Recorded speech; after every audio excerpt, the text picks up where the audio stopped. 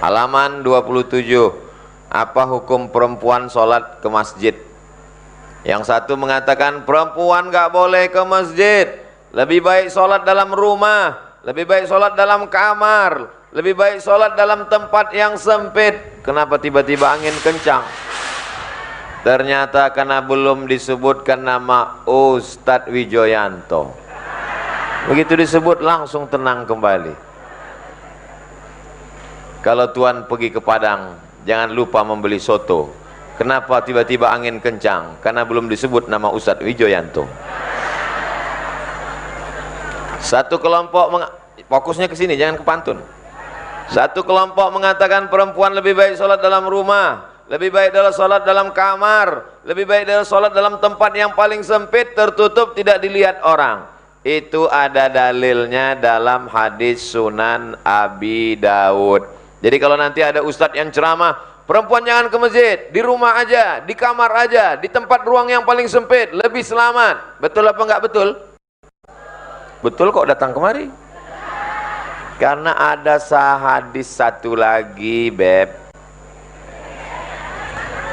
Hadisnya la tamna'u ima Allah masajid Allah.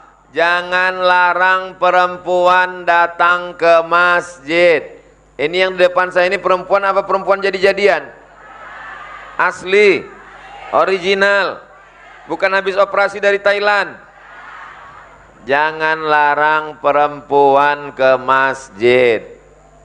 Adakah pertentangan hadis yang pertama dengan hadis yang kedua? Memang susah mikir kalau belum makan siang ya. Hadis yang pertama mengatakan perempuan jangan ke masjid.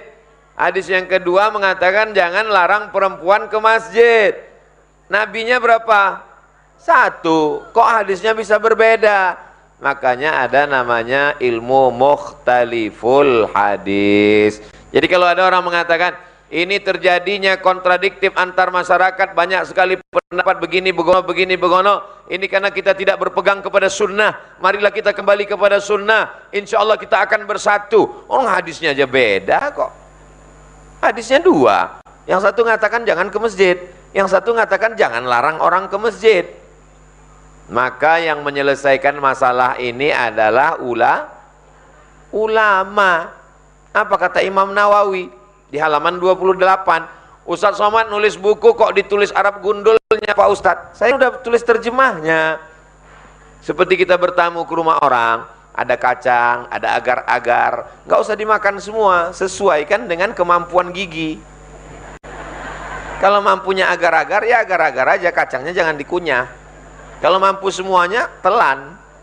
Begitu juga buku ini. Kenapa ada Arab gundulnya? Bagi santri kiai baca Arab gundulnya. Saya nggak mampu, kan ada terjemahnya. Untuk apa Ustadz Arab buat Arab gundulnya? Supaya orang jangan nuduh Ustadz Somad, Ustadz penipu, pembohong. Iya cuma ngarang aja tuh, belum tentu ada. Ini dia. Idza lam yatarattab alaihi fitnatun wa annaha la takhruju matibatan. Kalau perempuan itu keluar rumah tidak menimbulkan fitnah dan tidak memakai parfum berlebih-lebihan. Kalau parfum hanya sekedar menghilangkan bau ketek, enggak apa-apa. Tapi kalau sampai berlebihan, sampai imam di atas lantai 2 hilang ayatnya gara-gara wow, menimbulkan fitnah. Selama perempuan itu cukup syarat, hukumnya ke masjid mubah, boleh. Di Palestina perempuan nggak boleh ke masjid, takut ditangkap tentara Israel. Di Masjid Raya atau Masjid Agung? Masjid Raya Al-Ittihad, ada ibu-ibu ditangkap Israel? Nggak ada. Jadi kalau ada bapak-bapak yang bilang kamu jangan ke masjid, aslinya perempuan itu punya 5 hak terhadap suaminya. Bu, masih sadar? Ibu punya 5 hak terhadap suami. Yang pertama makan. Ibu udah makan? Yang kedua pakaian. Ibu sudah dikasih pakaian? Yang ketiga tempat tinggal. Sudah dikasih tempat tinggal? Yang kelima pendidikan. Aslinya suami yang mendidik istri, Tapi karena suaminya nggak bisa mendidik, maka dia lepas ke masjid untuk belajar, bukan untuk arisan. Tapi kalau ada arisannya juga nggak apa-apa selama tidak ada unsur riba. Yang kelima, mesti ada perhatian dari suami. Karena kalau suami tidak memperhatikan istrinya, istrinya akan mencari perhatian suami orang.